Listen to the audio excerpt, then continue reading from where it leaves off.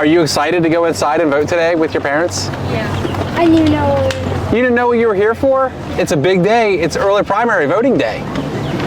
Yes, this is your future. Whoever your parents vote for affects your future. And that's why I'm here to give them an option.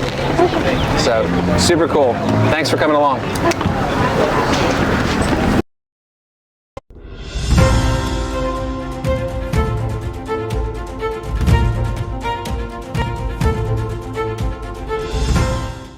Hey, welcome back to Bridging the Gap. We're back on site here at early voting, and we're here with Scott Hamilton, the president of the FOP, and also the candidate for Wicomico County Sheriff. Scott? James, thank you. Good to see you. Thanks for having me. Thank you. So, what's going on? How's it going so far out here?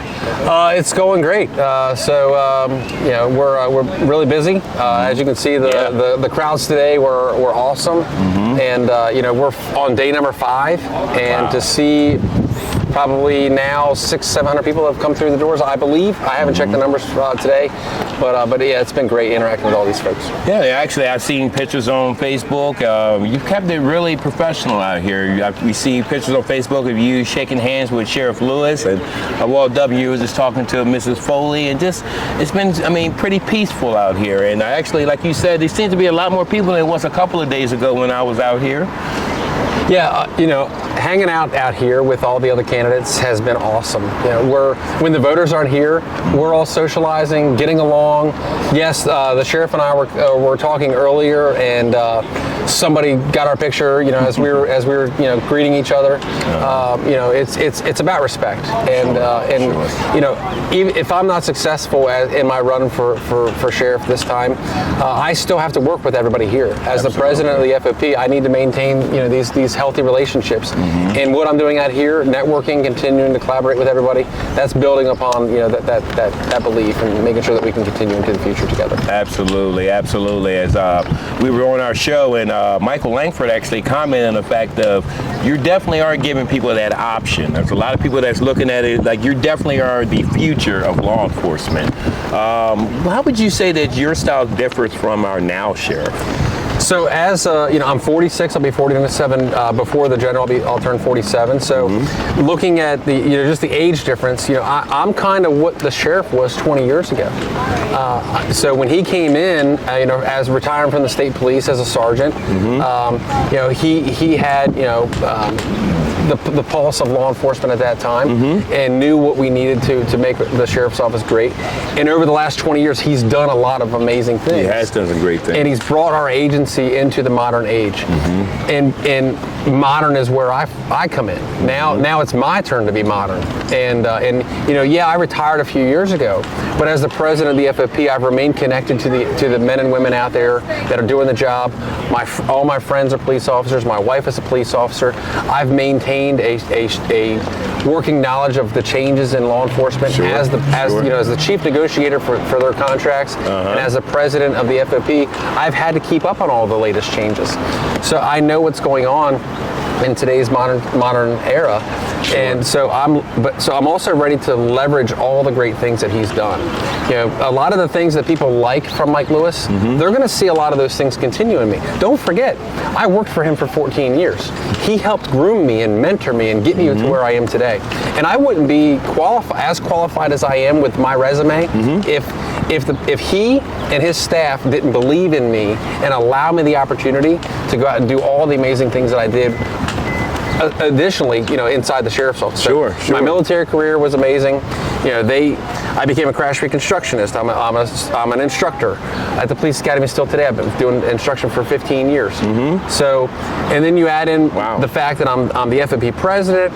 I was a Chief Warrant Officer 3 when I retired. I had that executive level management experience. So bring all that together, and I'm ready on day one to take this agency and focus into the future for the next generation. And that's why I'm here as the next generation's option and our current generation's option.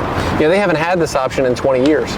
and turnovers is normal. Some people are scared to change, but this is healthy, and this is our democratic process at work. And if they don't choose me, that's fine. I'm excited to be here, give them the option, because this is my turn to step up and do this. And I'm honored to have been begged by a lot of people to do this, to sit here today and do this.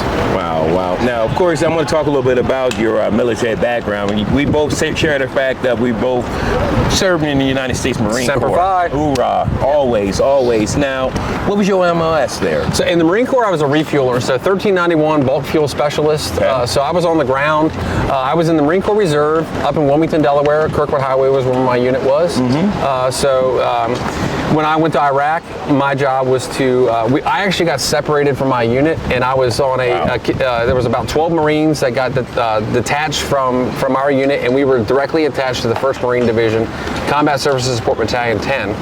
And we started at the Kuwaiti border and went all the way around the west into Baghdad. Wow. So it was about 15 or 20 of us in that contingency, and we fueled everything from tanks to trucks to some helicopters landed on our fuel farm and got fuel. So they told us we were going to be in Baghdad in 72 hours. About a month later, we still weren't there yet. Wow. So that's going to blow right up here. We can grab it is. I can just go ahead and grab this. And I loved what I did in the Marine Corps. I was limited. My MOS options were limited based on the fact that I was in that unit. So nice. And then, of course, you're now also a helicopter pilot. Yeah. So I was really lucky in 2008, 2009 timeframe. The Maryland Army National Guard recruited me. So I received a phone call one day on a Monday morning from a recruiter from the Aviation Brigade over in Aberdeen Proving Grounds. He said, "Hey, do you want to be a helicopter pilot?" And I was like, "Well, sure. What do I have to do?" And he said, "Well, I need an answer on Wednesday." I was like, "No, I've played this game before." I said, "At least give me till Friday." And like the sheriff said in the Sheriff Showdown, I went to every member of the command staff and said, "Hey, I just got a really awesome opportunity. Would you guys support me if I took a leave of absence?" Sure. And did this. And they all said, "Yes, you got to do this." And now Major Richardson, he said, Scott, if you don't walk through this door now, it's going to slam shut forever. You're never going to get this chance again. And those guys were like big brothers to me. So that encouragement, and again, they recognized my potential and said, "You got to go do it." And 19 months later, I graduated from Fort Rucker, Alabama. I was as a W1, brand new Black Hawk pilot. And then over the next 12 years of flying Black Hawks, I became an instructor. I became a master gunner.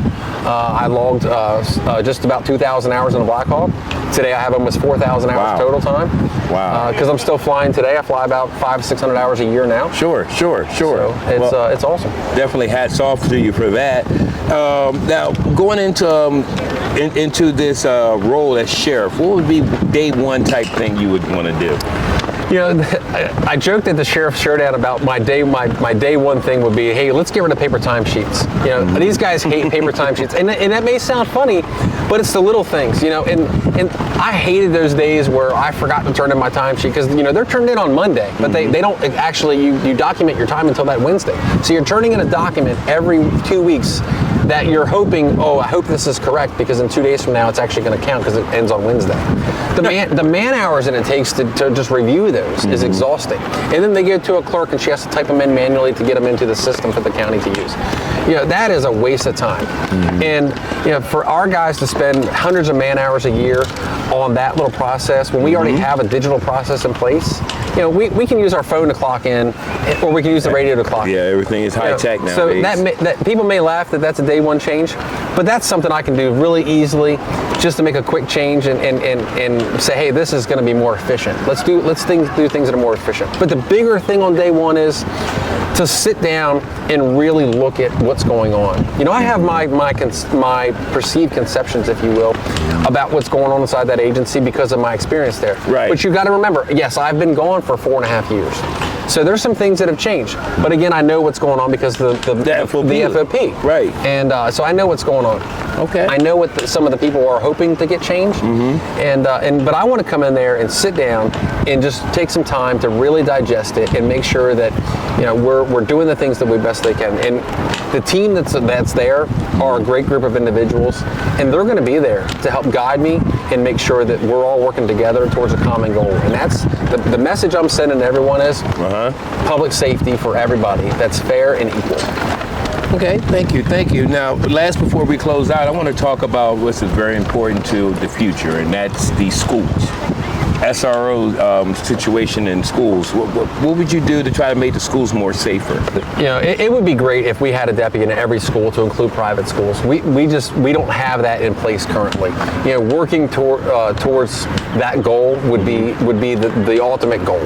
Have a police officer in every single school, because not only are they there to protect our students and our staff, but they're also there as an authoritarian or a father figure for some who don't have that at home. This is true. So I believe that, you know, re-engaging in our community and giving the young people a option to go talk to, or somebody to help coach them through some issues or mentor them through something if they need some advice, and they know that they can trust that police officer to help them, you know, accomplish whatever they're trying to get through without fear of retaliation or ridicule. Right. And that sets the scene for later on with the rise in juvenile crime that we're dealing with in our community right now.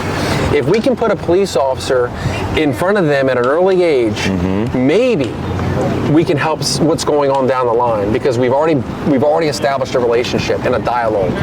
And if we build on that, take those secure resource officers when they're not in school, during the summer, they put them out in the community and continue that program, whether it's some sort of community interaction through programs in the community, church, youth sports, you name it. Keep them engaged with those kids in the summer, because we can't turn that person off and on at a convenience because the school year's over.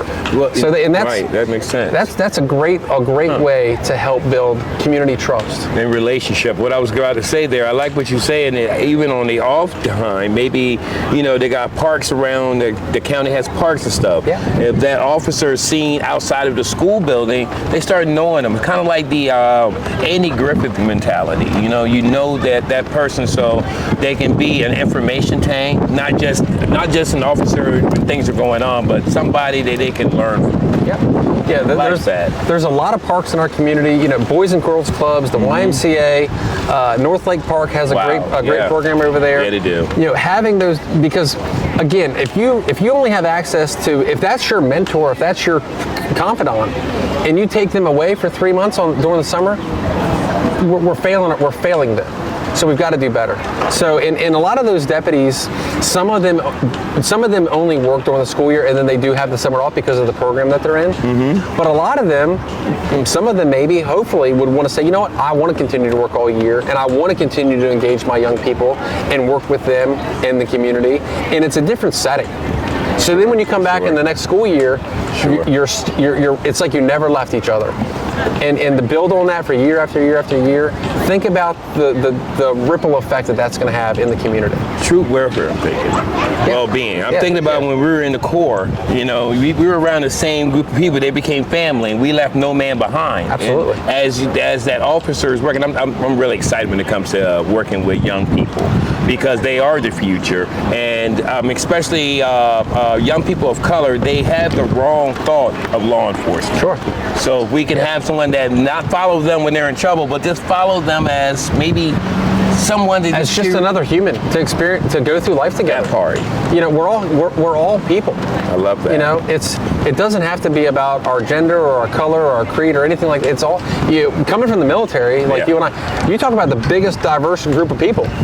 Light green, dark green. Yeah, that's it. Yeah, dark green Marine. It's you know, having that experience in the military and that diversity that I was exposed to, you don't get that anywhere else. No. You don't get that sitting in a college classroom.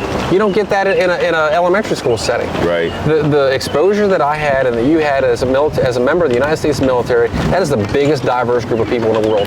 And and think about this. I crossed the Tigris River and the Euphrates River and drank chai with the Shiites and the Sunnis. I've been exposed to some different cultures. Yeah. So I would say so. And you know, so having those experiences to be able to come back and bring that to our community, because I know how important that is, it's going to open up some doors and break through those barriers.